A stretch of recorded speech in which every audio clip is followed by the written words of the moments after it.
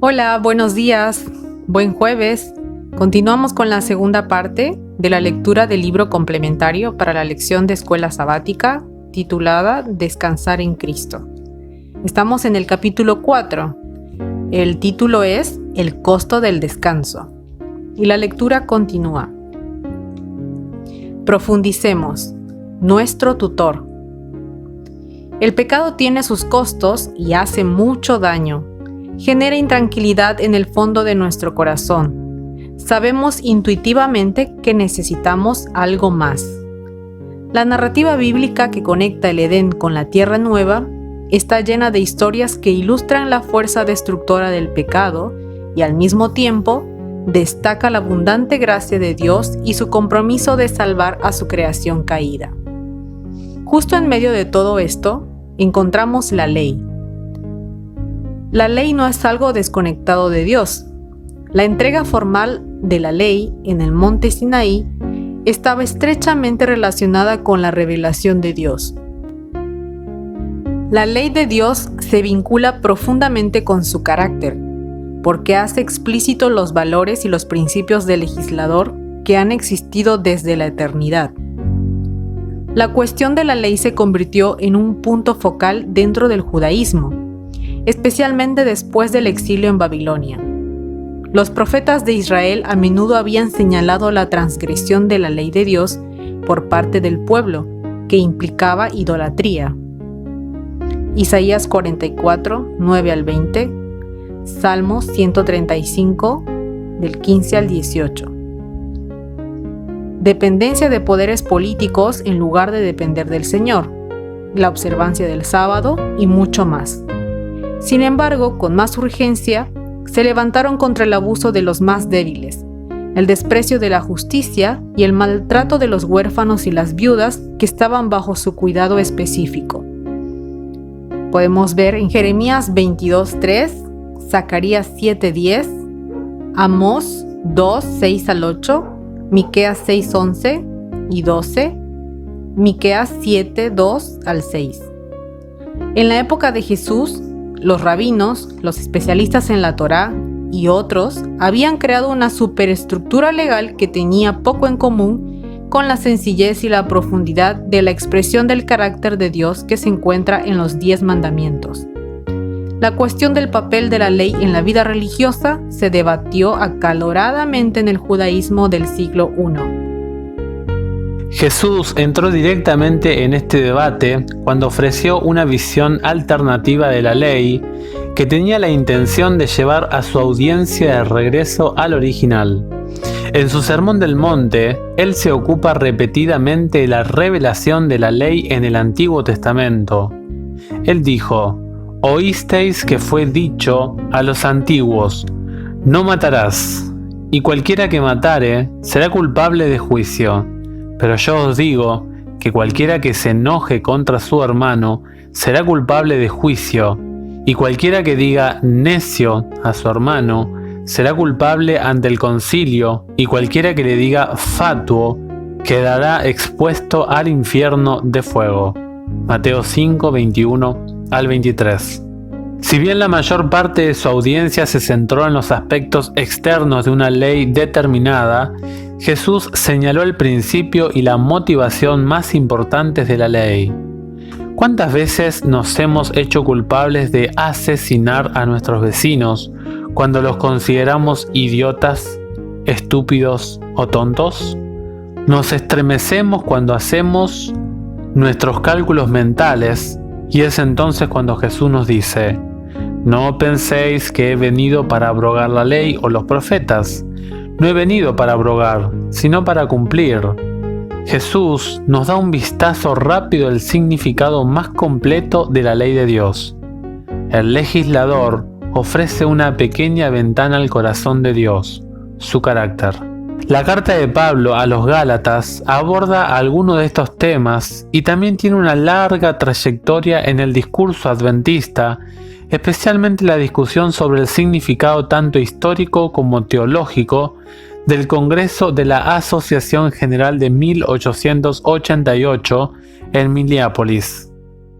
Si bien este no es el lugar para ofrecer una discusión en profundidad de los problemas que causaron noches de insomnio a muchos de los delegados al Congreso de la Asociación General de Minneapolis de 1888, debemos prestar atención al argumento de Pablo. En Gálatas 2:21, Pablo declara: «No desecho la gracia de Dios, pues si por la ley fuese la justicia, entonces por demás murió Cristo. La cruz y la ley están inseparablemente conectadas para Pablo». Continúa su argumento en los siguientes versículos: «Oh Gálatas insensatos, ¿quién os fascinó para no obedecer a la verdad, a vosotros ante cuyos ojos Jesucristo fue ya presentado claramente entre vosotros como crucificado? Esto solo quiero saber de vosotros. ¿Recibisteis el Espíritu por las obras de la ley o por el oír con fe? ¿Tan necios sois? Habiendo comenzado por el Espíritu, ¿ahora vais a acabar por la carne?» Gálatas 3, 1-3. Los miembros de la iglesia que vivían en la provincia de Galacia habían comenzado su experiencia de fe con un enfoque sólido en la cruz y la salvación por fe en Jesús.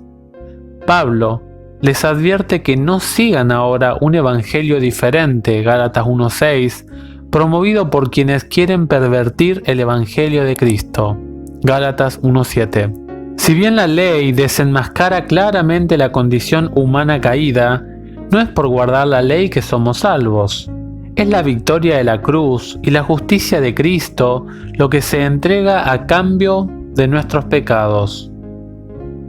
La ley es la manera en que Dios hace evidente nuestra necesidad y así nos lleva a mirar a la cruz y a nuestro Salvador en busca del regalo de la salvación. El apóstol Pablo, en Gálatas 3:24, describe este papel de la ley con el sustantivo griego paigagogos, que significa tutor o guardián. Los ciudadanos con dinero que vivían en el siglo I después de Cristo tenían esclavos que cuidaban de sus hijos y los ayudaban en su educación. Algunos de ellos pueden haber sido conocidos por su amabilidad, pero el sentido predominante del término es que disciplinaban y protegían al niño. La palabra pedagogía en español está relacionada con este término. Este tutor, es decir, la ley, nos lleva a Cristo porque la ley documenta nuestra pecaminosidad. No puede cambiar nuestra situación porque necesitamos un Salvador, no un tutor o guardián. La raíz de nuestra intranquilidad fue el orgullo y la rebelión. La ley ilustra el inmenso costo asociado con nuestro pecado y nuestra incapacidad de contribuir en algo para pagar el costo. La cruz elimina cualquier duda en todo el universo sobre el carácter y el amor de Dios. Nos ofrece la única forma de encontrar verdadero descanso. Implicancias. Sin gracia barata. Algunos de nosotros, a veces, luchamos con el concepto de salvación. Reconocemos que el precio del perdón fue caro y exorbitante. Sabemos del terrible sufrimiento que experimentó Jesús para ocupar nuestro lugar. Apreciamos la gracia e incluso les contamos a los que nos rodean sobre esta maravillosa gracia que nos salva. Pero cuando nos toca el turno de recibir la gracia y el perdón, comenzamos a preguntarnos sobre nuestro papel en este proceso. Camuflamos este malestar con discusiones teológicas serias sobre la justificación y la santificación. ¿Podría ser que solo tenga que pedir perdón y luego confiar en su gracia? ¿No es esa gracia barata, promocionada por tantos que parecen creer en la idea de una vez salvo, siempre salvo, en la que la gracia parece ser una licencia para seguir pecando? ¿O la salvación es una forma de evitar las consecuencias de nuestras acciones mientras continuamos disfrutando de esos mismos pecados? Uno de los mejores ejemplos de salvación y el costo del regalo se puede encontrar en la vida de David. David se arrepintió de sus pecados de adulterio y asesinato cuando se enfrentó al profeta Natán, pero su arrepentimiento no significó que todas las consecuencias de sus pecados desaparecieran mágicamente. David no pudo reparar el tremendo daño que había causado a su familia con sus actos y su ejemplo. Urías elitita fue asesinado y como resultado murió el hijo recién nacido de David. David sufrió las consecuencias de sus decisiones y acciones. Su posición moral ante el pueblo y sus hijos se había debilitado enormemente. La última parte de su reinado incluyó muchos reveses y rebeliones. Y, sin embargo, David sabía que había sido perdonado. Sabía que necesitaba confiar por fe en que un día el verdadero Cordero de Dios vendría y ocuparía su lugar. Esto no era gracia barata. Había visto de primera mano el daño que había hecho el pecado y nunca podía considerar barata la gracia de Dios. Esta comprensión de la gracia de Dios lo transformó. Comprendió que, sin una conexión diaria cercana con Dios, dada la oportunidad, era literalmente capaz de cualquier cosa, incluido el asesinato. Comprendió como nunca antes que su única esperanza era aferrarse a Dios. Una verdadera comprensión del inmenso costo de la salvación y una completa entrega a la gracia es la mejor manera de protegernos contra la gracia barata. Tómate un respiro. Confía en Él completamente. Hay muchos puntos a considerar para que la duda se inmiscuya en nuestra mente. Podemos dudar de nuestra dignidad. Podemos dudar del poder de Dios. Incluso podemos dudar de su presencia, pero nunca debemos dudar de su gracia, porque la cruz continúa hablando en voz alta a través de los milenios. El Dios que estuvo dispuesto a colgar de una cruz y morir, llevando los pecados y la culpa de su creación rebelde, está más que dispuesto y es capaz de renovar nuestro corazón. Aquí hay 3 referencias bíblicas que debemos tener en mente durante los tiempos oscuros. Porque por gracia ustedes han sido salvados mediante la fe. Esto no procede de ustedes, sino que es el regalo de Dios, no por obras para que nadie se jacte, porque somos hechuras de Dios, creados en Cristo Jesús para buenas obras, las cuales Dios dispuso de antemano a fin de que las pongamos en práctica. Efesios 2, 8 al 10. Todo comienza con la costosa gracia. La gracia divina aparece en la retaguardia y en el medio está la obra de Dios que se hace visible en nuestra vida. Jehová te bendiga y te guarde.